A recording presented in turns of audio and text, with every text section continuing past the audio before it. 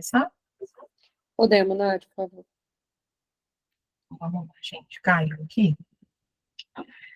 Então, eu queria primeiro declarar que eu não tenho nenhum conflito de interesse na apresentação dessa aula, porque eu vou apresentar alguns insumos que a gente usa no Odilon Berens, tá? E eu não tenho nenhum conflito de interesse com a indústria farmacêutica ou com a farmácia que fornece, tá? O insumo para nós. Então, para iniciar, né, quando que a gente começa? Bom, a gente começa quando a gente tem uma via interal indisponível ou insuficiente, tá? Naqueles pacientes que são eutróficos, a gente pode esperar de 5 a 7 dias. Naqueles que são desnutridos, a gente espera menos, tá? A gente espera em torno de 3 a 5 dias. Os prematuros de muito baixo peso, ou muito baixo peso, né? Parenteral precoce, né? Logo depois que nasce. Adultos e adolescentes, a gente pode esperar de 7 a 10 dias, tá? E a gente só deve indicar nutrição parenteral com o objetivo de nutrir um paciente quando é uma desnutrição grave, tá? E assim mesmo, a discussão é caso a caso. Existem trabalhos na literatura que falam da gente, às vezes, atrasar a nutrição parenteral por 7 dias, naqueles pacientes que estão instáveis, tá? Mas isso ainda é uma discussão e também é alguma coisa mais do especialista, tá? As contraindicações é quando tem uma estabilidade hemodinâmica, uma hiperglicemia grave por motivos óbvios, tá?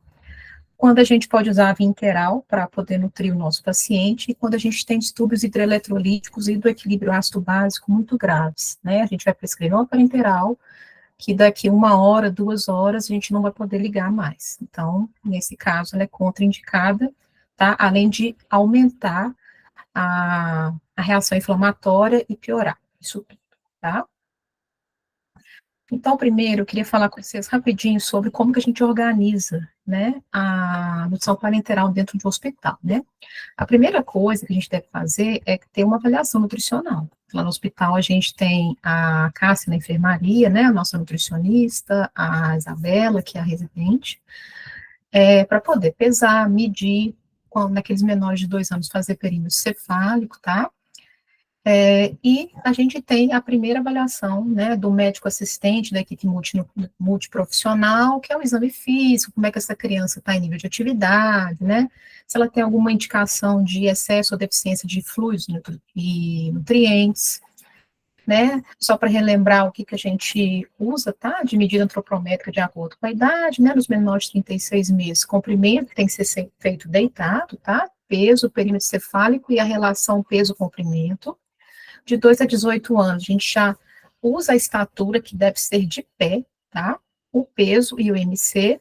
E na desnutrição aguda, a gente ainda pode usar ainda a circunferência do braço, que é o MOAC, junto com a prega tricepital. E lembrar, gente, que classificar os meninos quando chegam no hospital, eu sei que é um trabalho a mais, mas é importante a gente saber se eles estão eutróficos, tá? Existem as curvas, né, da Organização Mundial de Saúde, elas estão aqui presentes pela SBP de forma gratuita, tá? E a gente tem alguns aplicativos também que fazem isso por nós.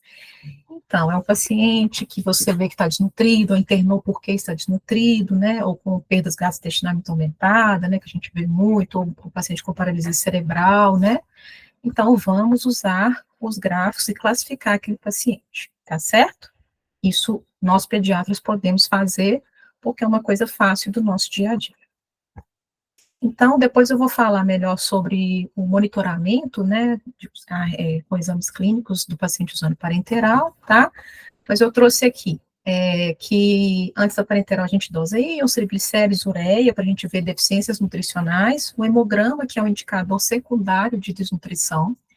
Durante a gente usa esses pré-albumina, proteína ligada ao retinol, que avalia melhor o estado nutricional, mas a gente não tem disponível, tá, com muita facilidade. E a frequência de exames laboratoriais que a gente vai pedir vai depender da fase da doença de base, tá? Mas geralmente a gente pede uma vez por dia, quando a gente inicia a nutrição parenteral, nos recém-nascidos, bebês, pacientes muito graves, aqueles que têm risco de realimentação, aqueles que estão passando da parenteral para interal, tá? E aqueles que apresentaram alguma complicação relacionada à terapia nutricional, às vezes hipertrigliceridemia, às vezes uma alteração iônica muito importante e sintomática, né? E a gente está ajustando os parâmetros para a gente ver se está dando certo ou se não está dando certo. É uma segurança para o paciente.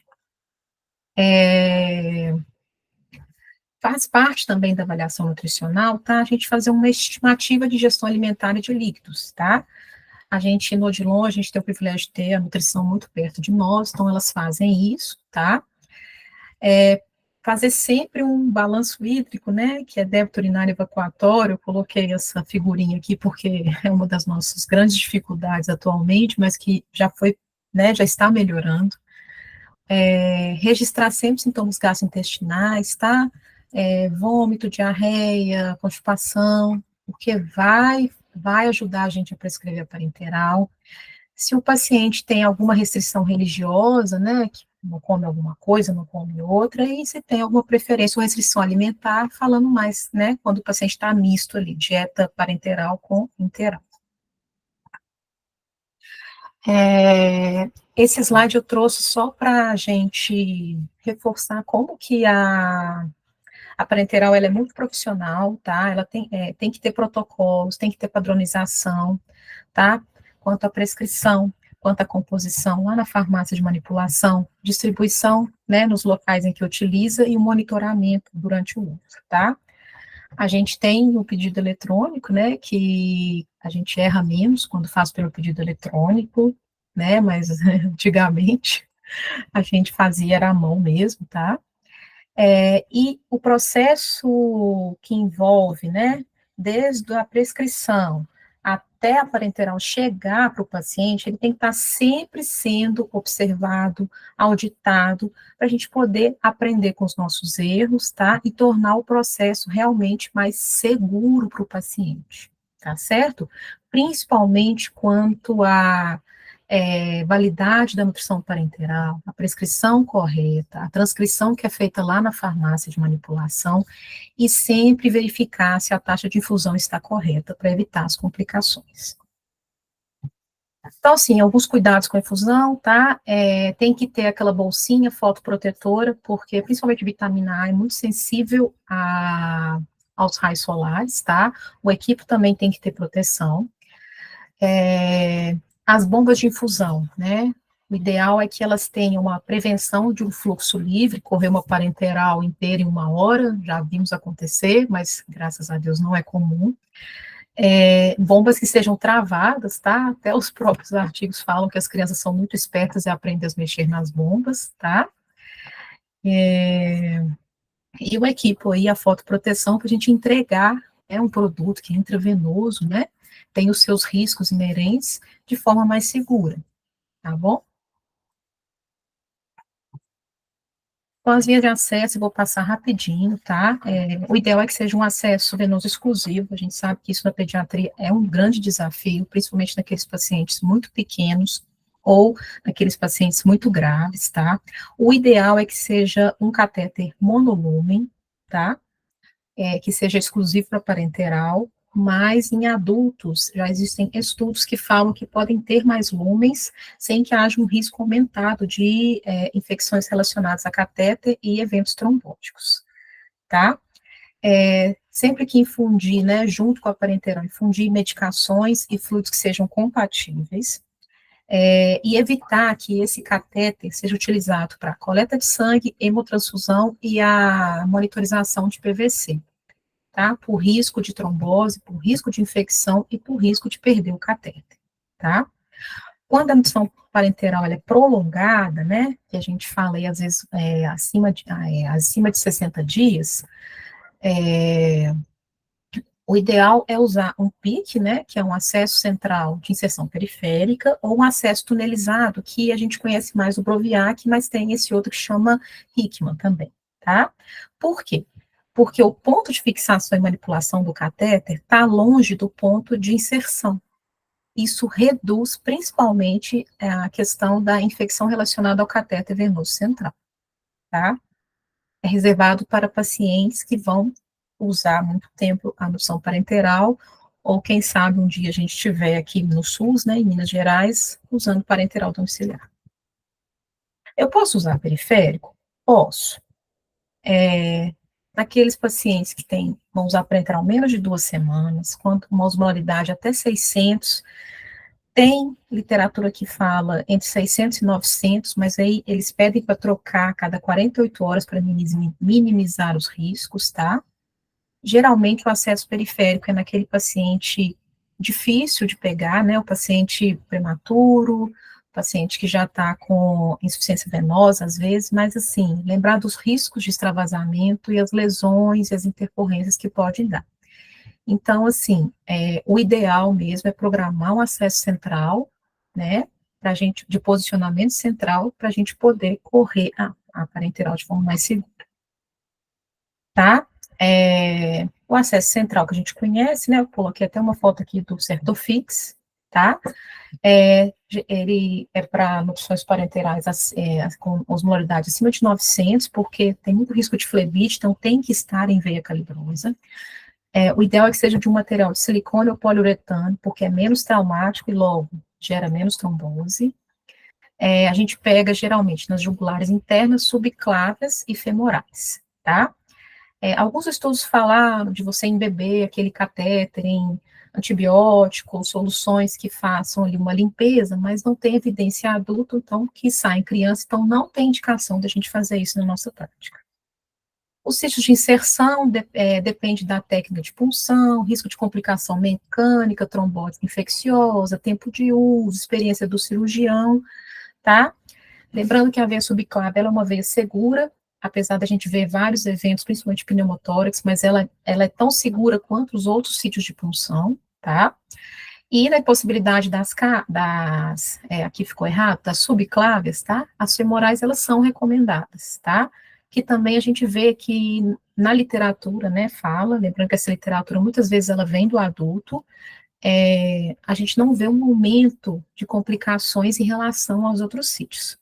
Mas um dos critérios de escolha, né, é a gente dizer sobre os cuidados também, né?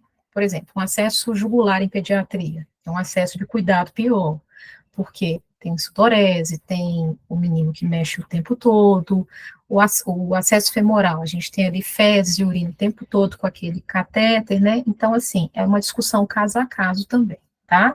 Na nossa prática, a gente vê que via de regra, são escolhidas as subclasses.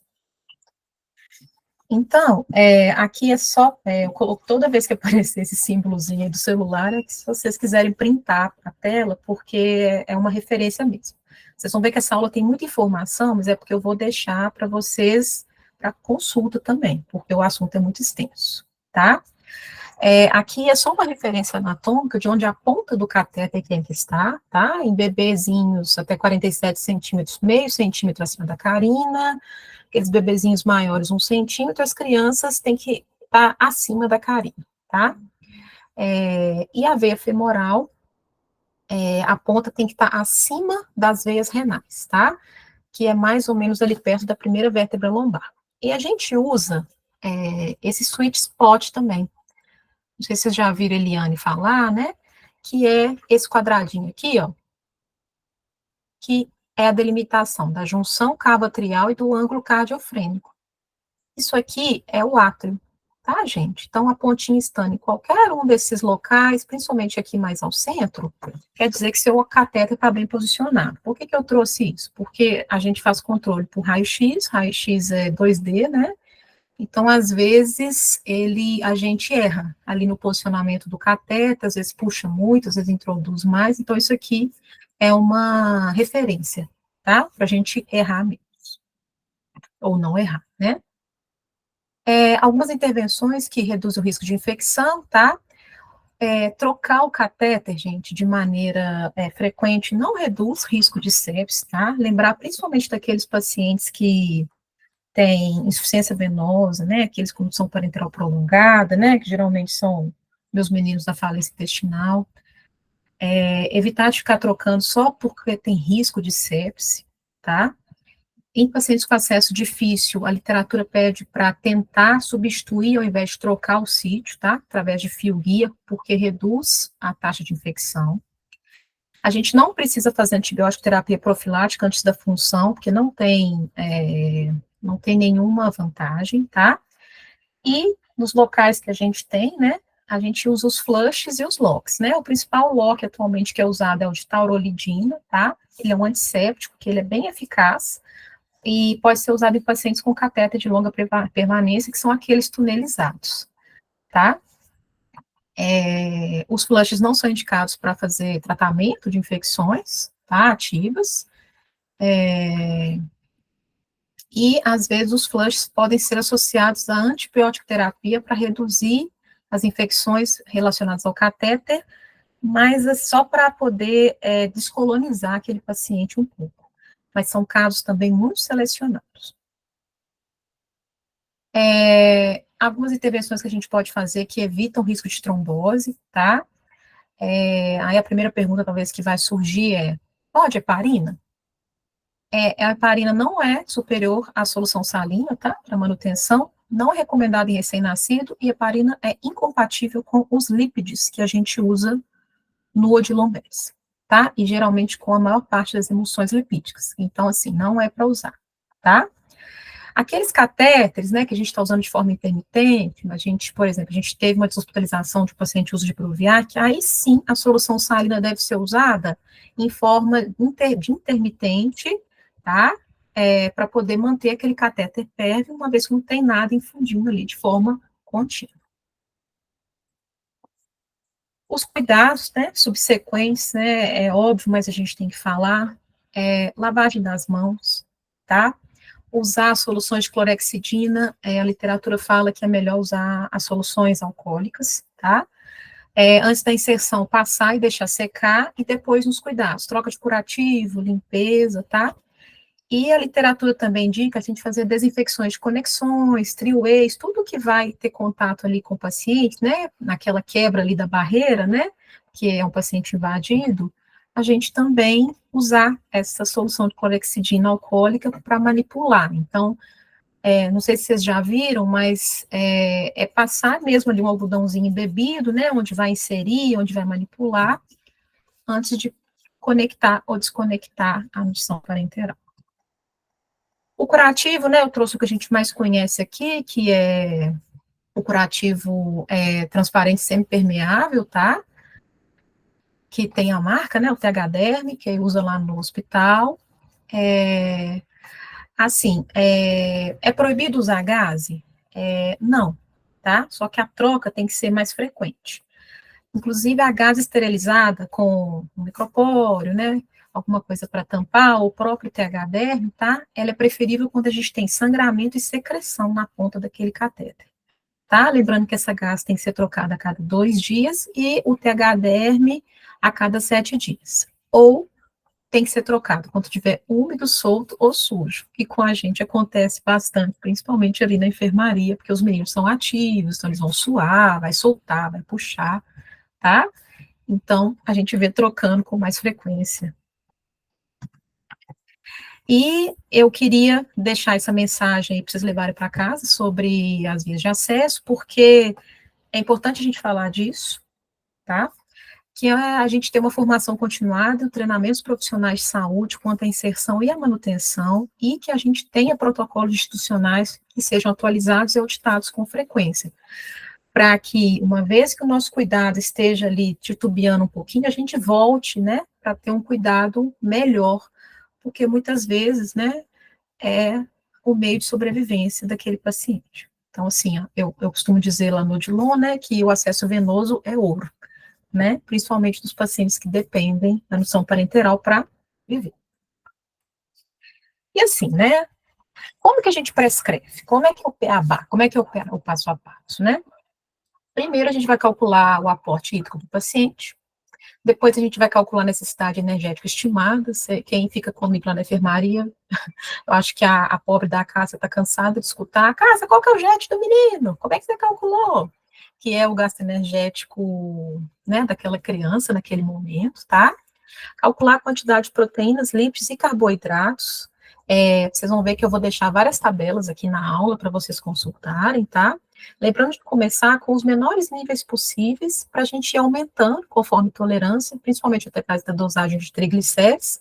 Lembrando que triglicérides é uma soma entre glicose e emulsão lipídica, e aumentando o aporte calórico de acordo com a demanda clínica e laboratorial do paciente. Um paciente que era menos ativo, está se tornando mais ativo, ou ganhou peso, né, cresceu. Então, assim, sempre perguntar, né, e o GED, será que está certo, será que está errado, né, será que está atualizado? Calcular a necessidade única também através de tabelas, tá, e dos elementos traços necessários. Aqui no Odilon a gente consegue prescrever os elementos traços com mais precisão, o zinco e o selênio, né, os demais estão nas soluções de oligoelementos. Quando finaliza ali a parenteral, observar a concentração, tá? A literatura fala que a gente não deve passar de 20% pelo risco mesmo ali de flebite, de obstrução, tá? Tem locais que falam 17%. Observar a osmolaridade final, tá?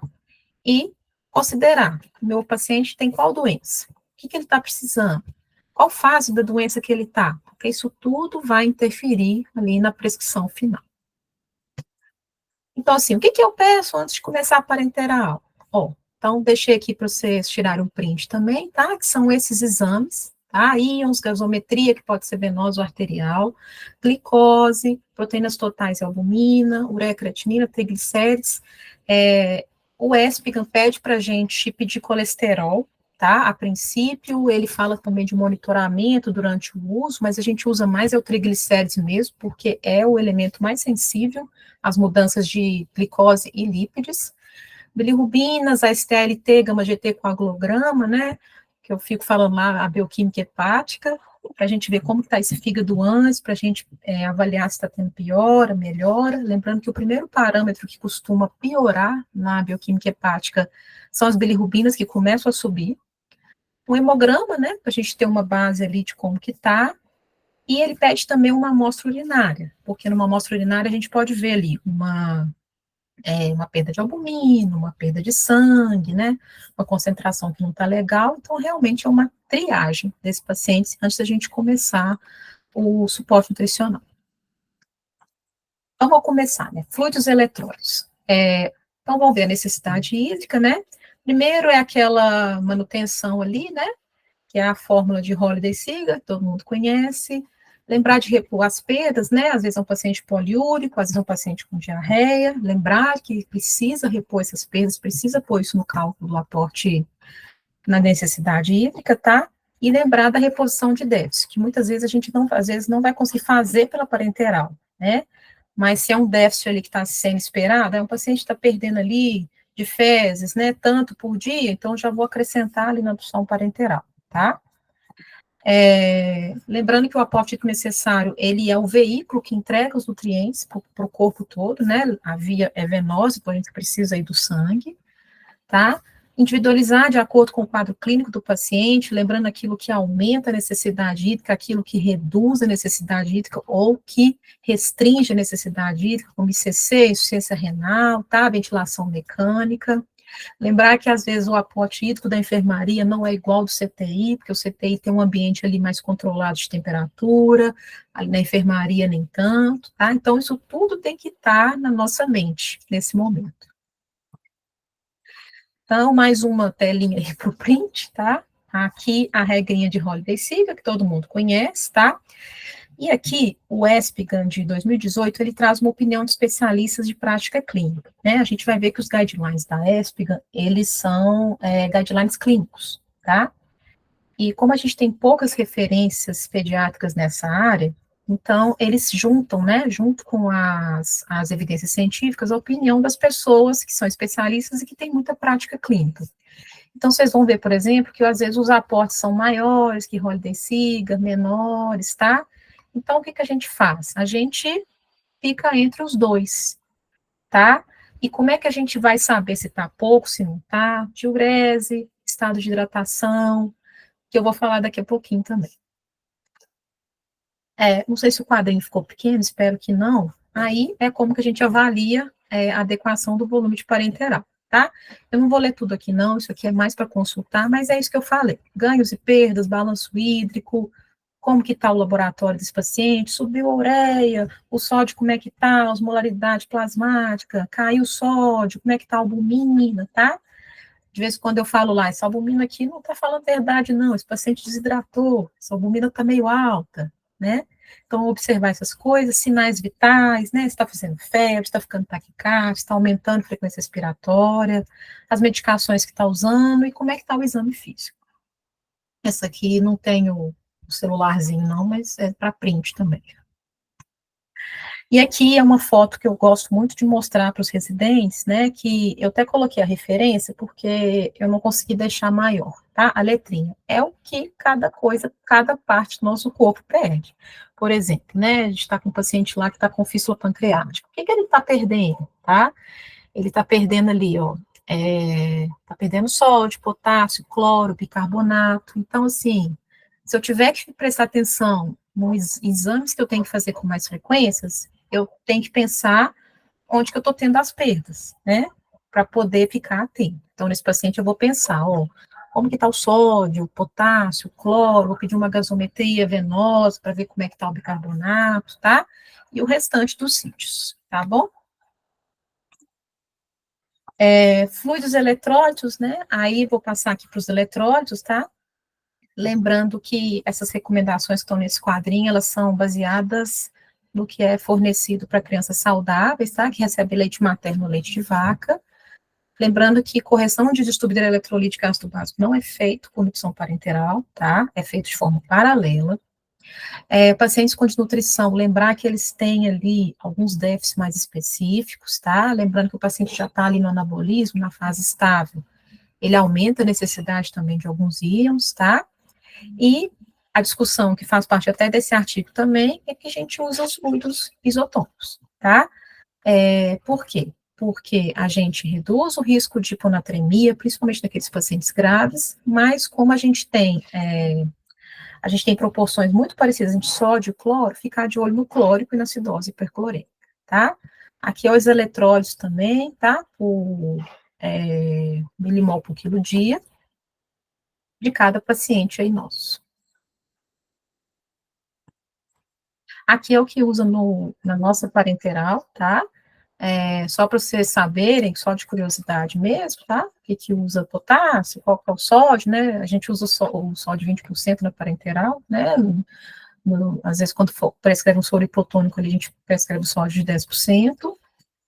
E aqui as necessidades de cálcio, fósforo e magnésio, tá? Por que a literatura, ela separa esses íons, né? Porque, às vezes, a gente esquece um pouquinho, mas eles são responsáveis pela manutenção do crescimento e a mineralização óssea, né? Lembrando que a gente, no paciente que usa parenteral mais tempo, né, o ideal é que a gente fizesse até densitometria óssea, mas é um exame limitado, né, para crianças, pouco disponível, então, ter atenção no que a gente está prescrevendo ali. E a própria literatura fala que, às vezes, a gente pode prescrever mais um pouquinho, tá? Para a gente poder garantir que está chegando tudo ali no tecido ósseo, tá? De vez em quando vai aparecer lá um aviso para vocês em vermelho que a solução ela teve uma incompatibilidade, né? Teve uma quebra, mas geralmente é quando tem cálcio, geralmente é por causa da relação cálcio-potássio, tá? Aí a gente corrige lá, ou aumenta o aporte hídrico, ou reduz esses íons e melhora essa parte. Então, só para vocês saberem de curiosidade também, o que tem na nossa parenteral, né? Eu acho que a FAMAP botou de novo, acho que agora é em suma, né? Então, assim, o glicerofosfato de sódio, que é o fósforo, tá? O magnésio, o cálcio. E agora vamos partir para a energia, tá? Lembrando que a gente usa a nossa indução parenteral utilizada no Odilon é uma solução 3-para-1, tá? Ela tem carboidrato, aminoácido e lipídio, tá? Tem as três coisas dentro da mesma solução. Essa quantidade de calorias que tem cada grama desses elementos que a gente está usando, tá? Aqui só de curiosidade, quantas calorias que tem, né, nas emulsões lipídicas, vocês vão ver que a gente não usa emulsão lipídica 10%, em criança a gente usa mais 20%.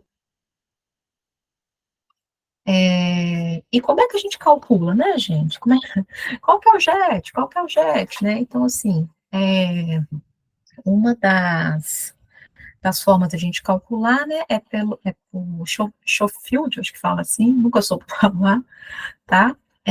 Que são essas continhas aí, através de peso, tá?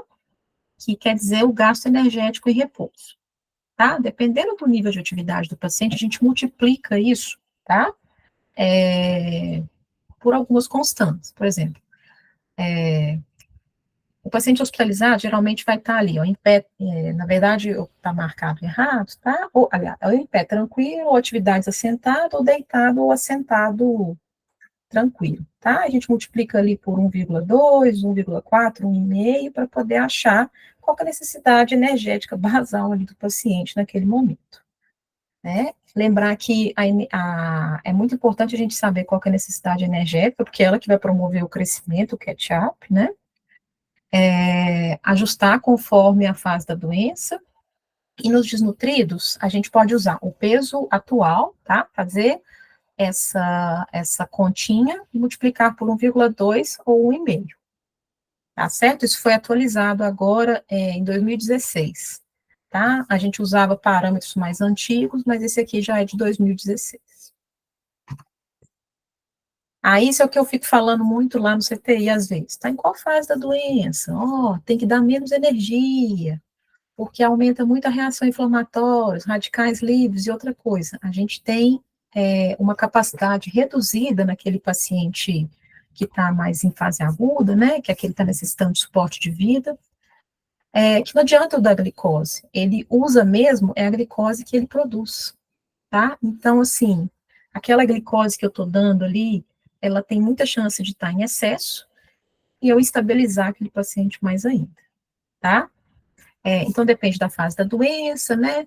Fase aguda é mais ou menos ali quando está em suporte de vida, a fase estável é quando já não precisa mais esse suporte, a estabilidade é quando está lá com a gente lá na enfermaria já, para o paciente já em uma fase mais tranquila, né? Lembrando que aqui na fase estável, a gente pode multiplicar essas calorias aqui, tá? Por 1,3, para poder a gente promover o catch-up, né, do que foi o catch-up ou, né, o crescimento, o ganho de peso que foi perdido ali atrás, por conta daquela reação inflamatória toda, né, aquela instabilidade. E aqui são só algumas alterações que acontecem nas fases mais agudas, tá? Então, assim, esteatose hepática, deposita lipídio, né, o triglicérides aumenta. Então, assim, por isso que a gente tem que ter bastante cuidado. A gente vai criar uma comorbidade ali no paciente, né? Porque a gente deu muita comida para ele ali naquele momento, né? A gente chama de overfeed. Então, assim, a distribuição ideal das calorias é nessa porcentagem aí, tá? De 40% a 50% de carboidrato, que é a TIG, né? Lipídios, 25% a 40%, proteína de 8% a 20%. Lembrando de acrescentar 20% quando tem hipercatabolismo, tá? A outra coisa que eu fico falando muito com vocês, qual que é a relação? Qual que é a relação? Ó, tá em fase de catabolismo, vou reduzir isso aí, que é a relação gramas de nitrogênio por quilocaloria não proteica, né, que eu fico falando lá, é o não proteico sobre proteico, qual que é a relação? Em fase de anabolismo, né, que é o paciente que vai usar aquela energia para crescer, se desenvolver, a gente pode deixar ela entre 150 e 250, e o hipercatabolismo, o ideal é deixar entre 50 e 90, e tem algumas referências que falam de 90 a 150. Essa continha aí, a prescrição eletrônica faz para a gente. Carboidratos, né, gente? O açuquinha aí, a destrose. Lembrar também, tá, da gente ter cuidado com o overfeeding, ver a fase da doença, tá? Botar na nossa conta de TIG também, né, aqueles medicamentos que sempre tem que ser infundidos com glicose, tá, seja por via oral, seja por via interal, tá. Lembrando que a taxa máxima de oxidação de glicose é uma TIG de 12, acima disso não consegue oxidar, ela sobra mesmo e tem piora clínica do paciente, tá? Que pode acontecer com hiperglicemia, esteatose hepática, aumento de triglicérides, tá? Então, não passar de 12, tá? Aqui é outro print, tá? É só uma referência, tá? De quanto que precisa de gramas de glicose aí por dia, por quilo dia, tá? Entre parênteses é grama de glicose, que tá fora do parênteses é miligrama por quilo, tá? É mais para vocês terem mesmo para a vida, e vocês estão vendo aí que está dividido em fase aguda, fase estável e fase de recuperação, tá? Então, lembrar disso. E assim, a principal complicação, né, do fornecimento de carboidratos é a hiperglicemia, tá? A gente tolera até 145, porque a gente sabe que aumenta a mortalidade lá no CTI, né? Mariana pode falar isso melhor do que eu. Quando está acima de 145, a gente reduz TIG, tá? E quando está acima de 180, a gente pensa na causa, e se necessário, às vezes, com insulina contínua, tá? Lembrar de prescrever uma TIG menor, tá? Se tiver hiperglicemia, estresse metabólico, quando está usando corticoide, né? Que a gente sabe que dá hiperglicemia. E eu preciso ficar medindo glicose o tempo todo? Não, tá? Só inicialmente é interessante fazer de 12 em 12 horas. Se está ali fazendo hiperglicemia ou hipoglicemia aí, ó, menor que 45, tá? A cada 1 a 4 horas, depende ali do que está acontecendo, tá? Quando está usando insulina contínua, quando está mais de 180, tá? Ficou errado aí, né? É 180 miligramas por decilitro, tá? Mas assim, um paciente que está com a TIGzinha dele lá de 9, já tem 2 semanas, que evoluiu bem aí da curva glicêmica, eu preciso fazer glicemia todo santo dia? Não preciso, né, gente? Estabilizou, estabilizou, vida que segue. Se ele está ali sem ter nenhuma doença, nada, vida que segue, tá? Fazer só quando necessário.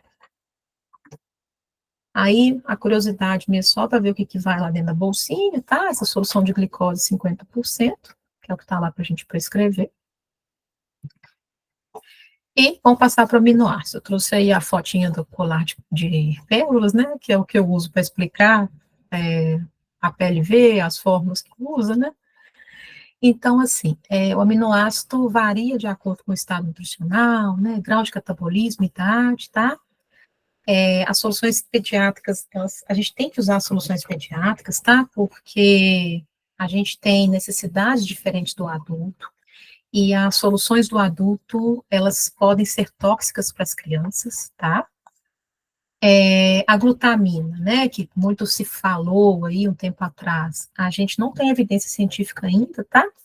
Que precisa ser administrada, então a orientação é não administrar até 2 anos de idade, a gente nem tem esse insumo no Odilon e nem precisa, tá? E a taurina também, assim, existem trabalhos que falam a favor, mas, assim, sem muita conclusão também. Então, por enquanto, não prescrever, tá? Aqui é só para vocês lembrarem aqui que é nosso essencial, não é essencial, tá? Coisinha aí da biologia lá. Aí a tabelinha de quanto que vocês podem prescrever, tá? Eu não vou falar muito do período neonatal nessa aula, porque ela ia ficar muito grande, além desse tamanho que ela já está. Se precisar, né, eu dou uma aula, mas a Flávia, né, que é a nossa coordenadora da neonatologia, ela tem uma aula de parenteral para os recém-nascidos e para os prematuros, tá? A gente pode pedir ela para dar. Então, assim, a gente deve administrar uma dose mínima aí de 1 grama por quilo dia para evitar o balanço negativo, tá? Lembrar naquele paciente que está muito grave, às vezes suspender por um tempo, tá? Os macronutrientes, né, deixando ali só a infusão de micronutrientes, às vezes por via interal, né, também é uma conversa caso a caso, tá? Aqui tem as indicações por idade, né, mas as crianças de 3 a 12 anos, que tá aqui, né, dependendo do paciente, a gente pode usar até um aminoácido 1, tá? Não é proibitivo, não, tá? Tendo no mínimo de 1, a gente já consegue manter um balanço nitrogenado positivo, tá? O que eu quero dizer com isso? Tem aminoácido para usar musculatura, para não perder e para crescer, tá? Aí aqui também, só de curiosidade, qual que é os aminoácidos que a gente usa lá no Odilon, tá? Então, vou passar rapidinho. A gente usa mais essa solução aqui, ó, que é a pediatra, tá? Tem alguns casos que tem soluções de 8%, principalmente na colestase, né, na doença hepática relacionada parenteral, mas isso também não é para o pediatra geral, tá? É uma coisa mais específica. Então, lembrar dessa aqui mesmo, tá? E os lipídios, né, que é a parte que dá mais complicação, né, a parte que a gente mexe com mais cuidado, porque realmente é a parte da nutrição parenteral que a gente vê mais intercorrência, efeito colateral, tá? Então, assim, por que a gente põe lipídio junto com glicose?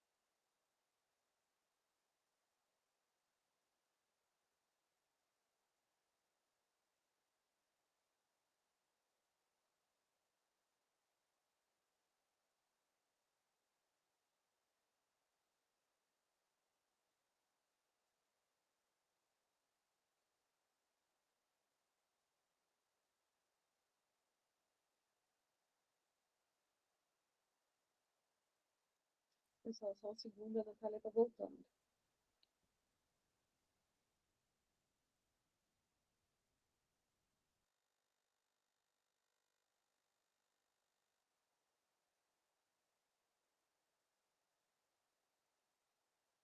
Nath, seu microfone está desligado. Ah, tá. Onde que eu parei, gente? Que vocês viram? Que mistura lípide com glicose. Ah, então foi bem no início. Vocês estão vendo aí agora ou não? Peraí.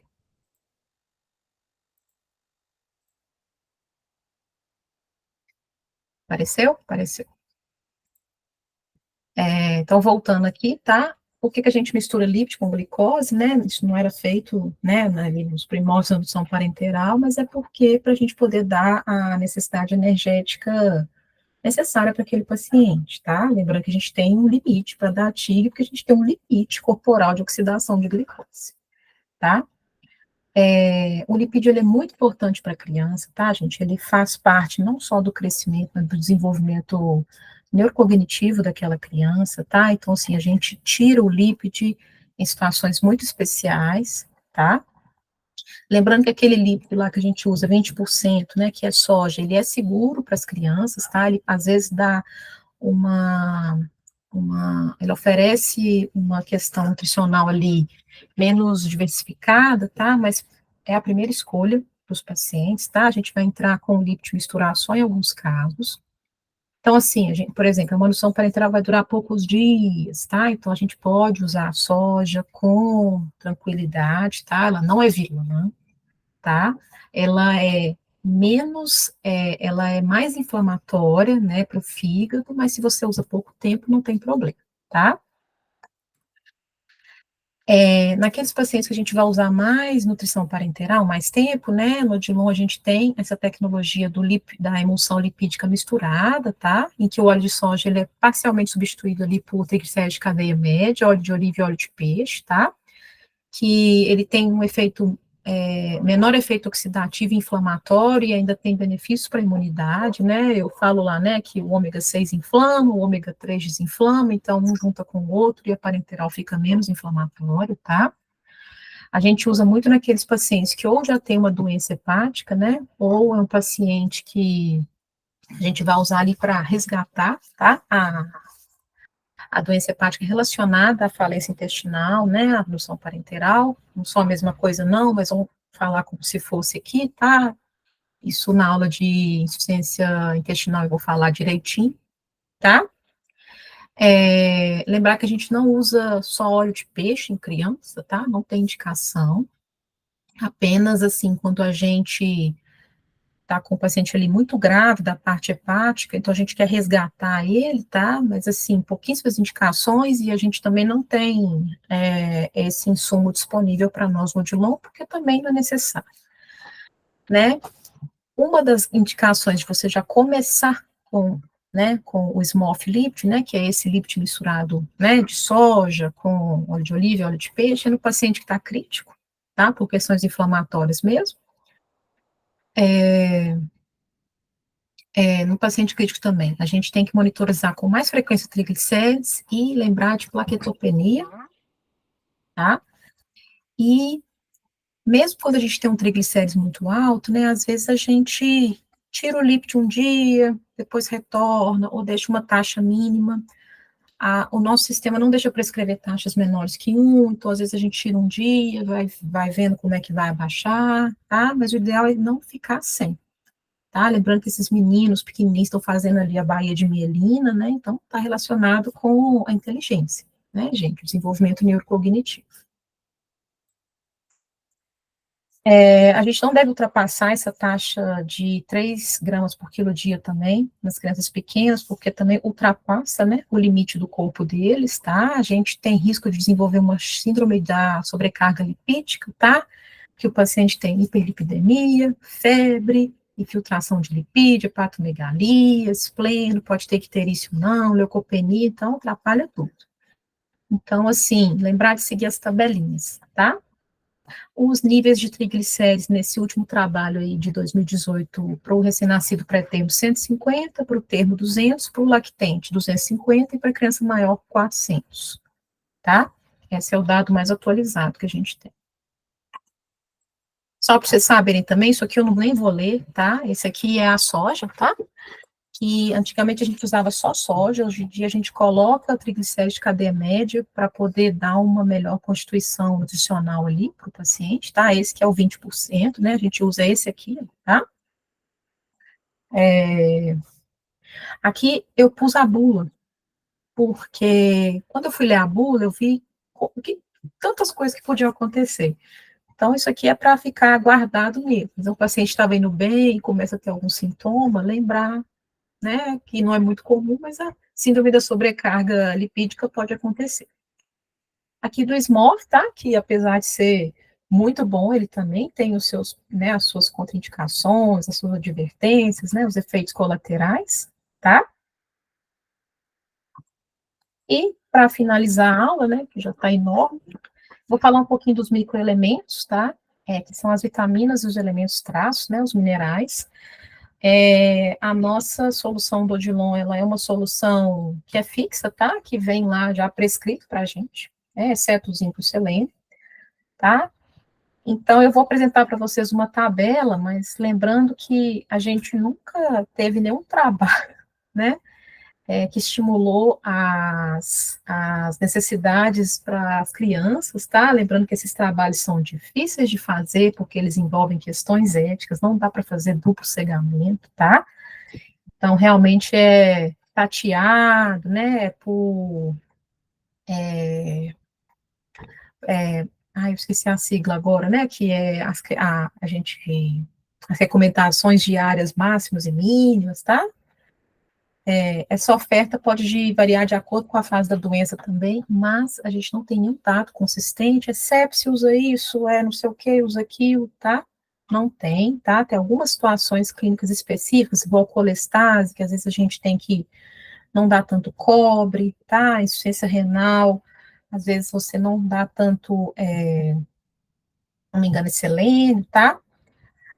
Mas cada caso é um caso, tá? Lembrar que as vitaminas e os oligoelementos têm que estar em todas as prescrições de nutrição parenteral, tá? Desde o primeiro dia de vida. Lembra que esses são elementos que a gente não tira nem no paciente grave, tá? Porque eles são precursores hormonais, precursores de, por exemplo, da coagulação, das vias de coagulação, tá?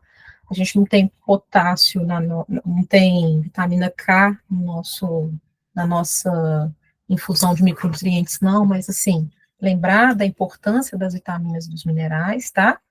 Lembrar que a vitamina A ela é mais suscetível à degradação pela luz, né? Tem trabalhos em pacientes prematuros que falam que o que a gente prescreve, o que eles recebem, chega a 40% menos. E o prematuro ainda tem um problema, né? Que a vitamina ela deposita ali na parede do equipo, porque o tempo de infusão é muito lento. Lembrar de incluir o selênio em todas as formulações pediátricas e neonatais. Esse foi um ganho que a gente conseguiu para o Odilon junto com o SMOF, né? Eu agradeço aqui a Flávia, da ANEL, que correu atrás disso tudo, tá? Na época, porque faz diferença. A gente não tem vitamina K, tá? Na nossa solução são lá dos microelementos lá, né? Os elementos.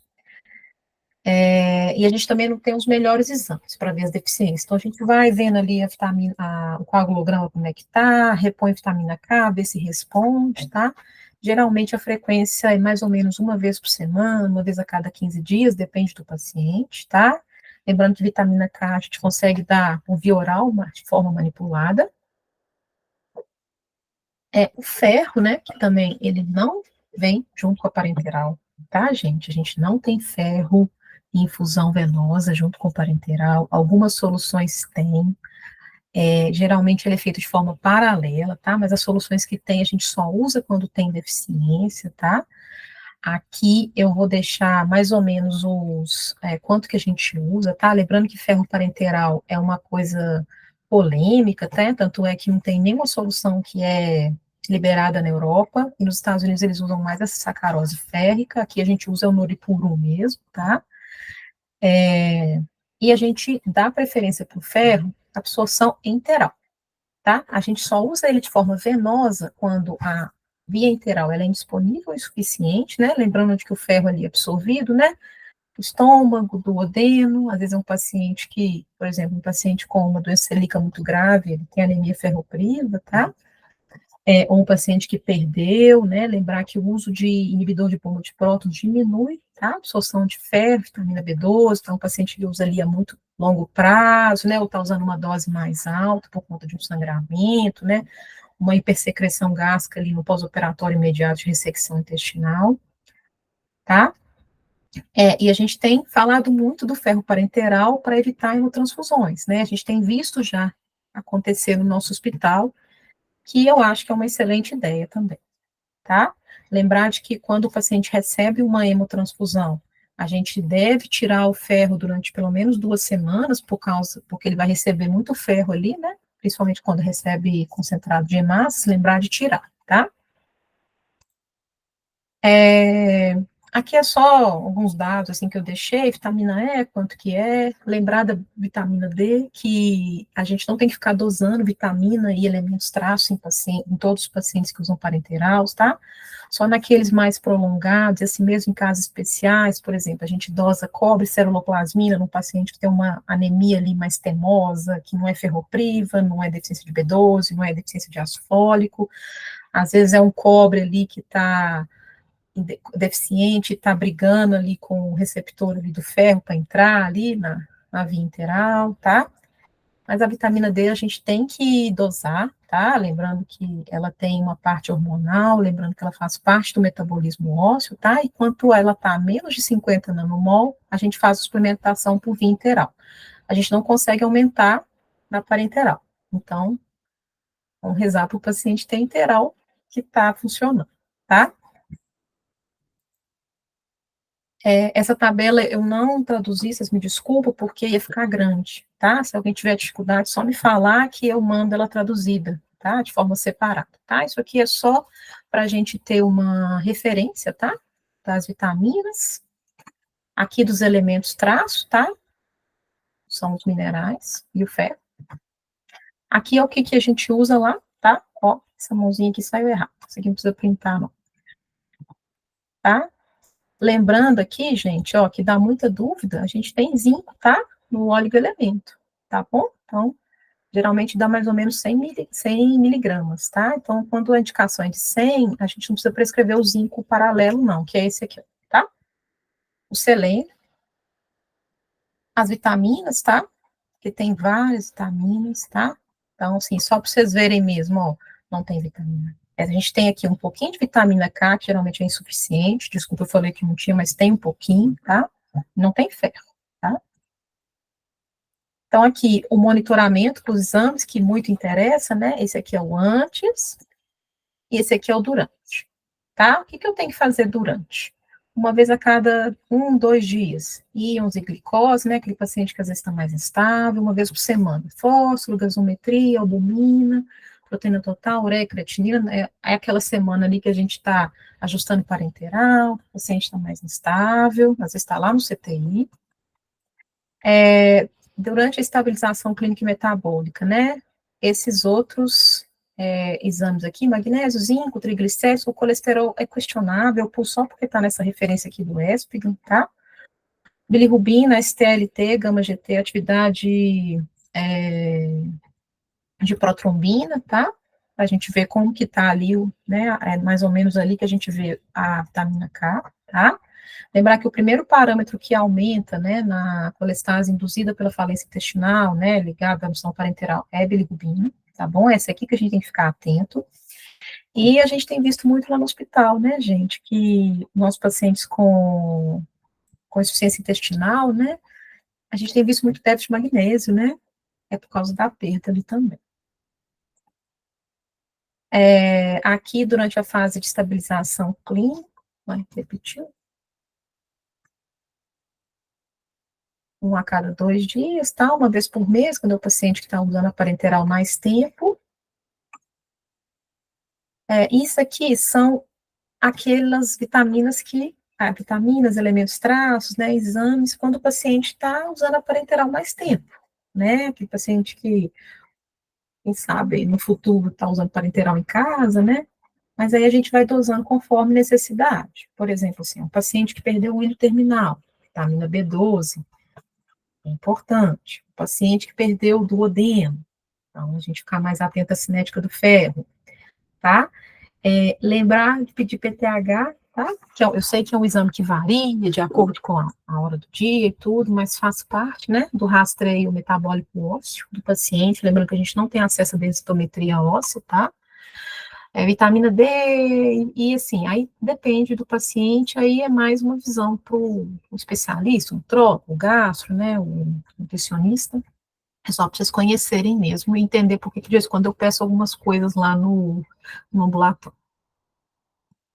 Lembrando do desmame de parenteral, eu trouxe essa figura aqui, gente, que a gente tem que lembrar que o paciente que usa parenteral, ele não está correndo uma corrida de 100 metros, ele está correndo uma maratona, tá? Então, assim, a gente tem que ter pressa para tirar a noção parenteral, mas não tem que se apressar, tá? A gente vai tirar quando o paciente consegue manter, tá? Pela via interal, o fornecimento das necessidades dele, tá?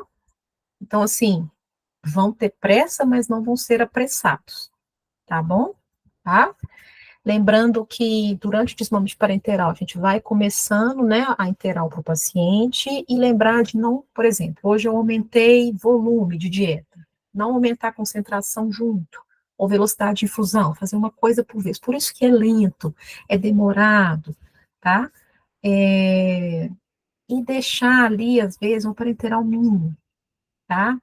Que a gente calcula ali, a gente entende através do JET, principalmente do JET, né, que é a energia, e quanto que você está oferecendo de gramas de proteína, tá? Então, ter o nutricionista ali do seu lado, nutrólogo lá, para poder passar por esse desmame sem que a gente perca as coisas que a gente conquistou, usando a via venosa para poder nutrir o paciente, tá? Quando alguma estratégia de desmame falhar, não desista, volte um pouco, deixe de forma mais lenta, não suspende o enteral, tá, gente? Diminui a velocidade, tá? E lembrando que assim, eu vou aumentando enteral e diminuindo parenteral de forma proporcional ou um pouquinho mais acelerado. Por exemplo, eu aumento o X na enteral, um paciente que está bem estável, e diminuo o X mais 2 da parenteral, tá?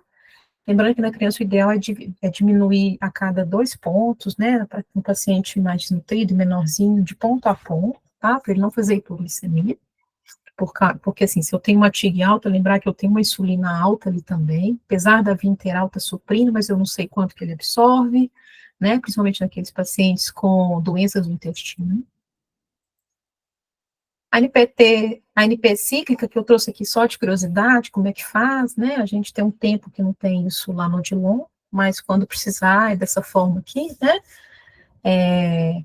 A gente faz uma redução lenta também, tá? A gente só faz quando o paciente já está estável, com a via interal bem estabelecida. O ideal não, né? Deve ser feito durante a internação, tá? Tem um efeito protetor na doença hepática relacionado à insuficiência, à falência intestinal, né? É também uma das estratégias que a gente usa, além de mudar o lípide, né? Além de tirar o paciente do jejum, além de repor vitaminas lipossolúveis, tá? E é um pré-requisito para o paciente que vai ficar em missão parenteral domiciliar, né? Lembrando que a gente não faz parenteral domiciliar 24 horas, né? A gente faz com menos tempo. E, finalizando, é só isso mesmo, só isso tudo. Muito obrigada. Alguém quer perguntar alguma coisa? A aula foi extensa, né? Mas é porque o tema é grande mesmo.